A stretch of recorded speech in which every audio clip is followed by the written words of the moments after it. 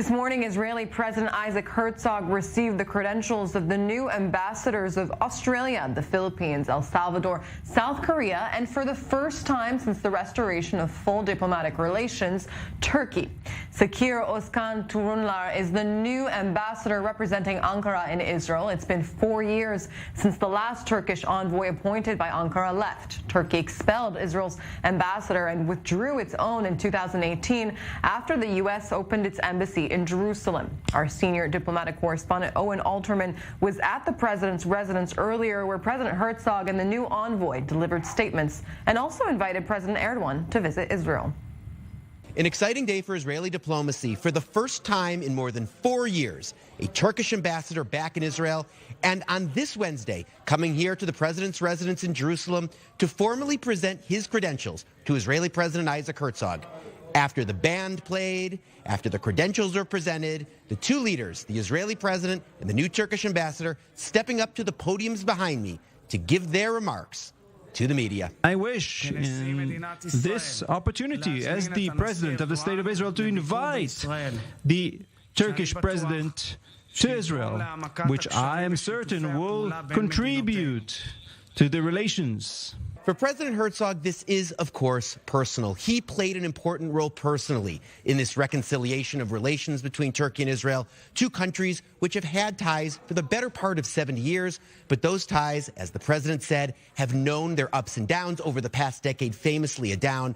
But of course, in the past year and a half, that's changed with a new attitude from Turkish President Recep Tayyip Erdogan, reciprocated by an Israeli president, first with a telephone conversation between the two presidents when Isaac Herzog took the job in July 2021, and then Herzog being the first Israeli leader in 14 years to visit Turkey when he did so last March, in March of 2022. At any rate, the Turkish ambassador with this to say. We all would like to dedicate ourselves to strengthen the relations. We think that it is very important that the Israeli leadership is committed to protect the status quo of the holy places in Jerusalem. The Turkish ambassador there noting the importance of the reconciliation of relations, but not shying away completely from noting points of difference. Of course, they're speaking about the Temple Mount, such a focus of attention in recent weeks with the visit of Israeli National Security Minister Itamar Ben-Gvir to the Mount and the concern in much of the Muslim world, including in Turkey, about a potential change to the status quo. We should mention that this new Turkish ambassador is a seasoned diplomat, having most recently served as Turkey's ambassador to India, having played a role in steering Turkey's sensitive relations with Greece, and having a former posting in Jerusalem focused on the Palestinians. So he's back into the fray of the Israeli-Palestinian arena. Much to be discussed between these two countries in the weeks and months to come. For now, Owen Alterman, I-24 News at the president's residence in Jerusalem. Earlier, we spoke to Dr. Hai Eitan Kohan Yanaroja, Turkey expert at the Jerusalem Institute for Strategy and Security. Take a listen to his insight on the reestablished ties between the two Eastern Mediterranean countries. It's a very positive move once again that we have seen Ambassador Torunlar, who was here in Israel before and now appointed as the new Turkish ambassador. And as we can all have this impression that he is very positive, he also mentioned that there is a room for further improvement in the relations, also in energy sector, tourism, bilateral trade.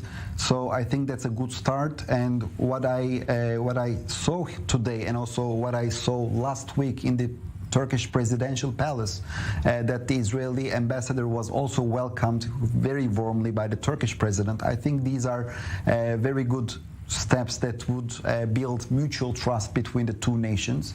If the civil societies in the two countries will be also included in this equation, and I believe that the sky is the limit. For instance, the universities, business circles, tourism, even the sport, maybe some friendly games could be arranged, not only between the basketball teams, but also between the soccer teams that will basically touch to the masses. And I believe that, again, sky is the limit. Today is a very positive day, a very bright day for the future of the relations.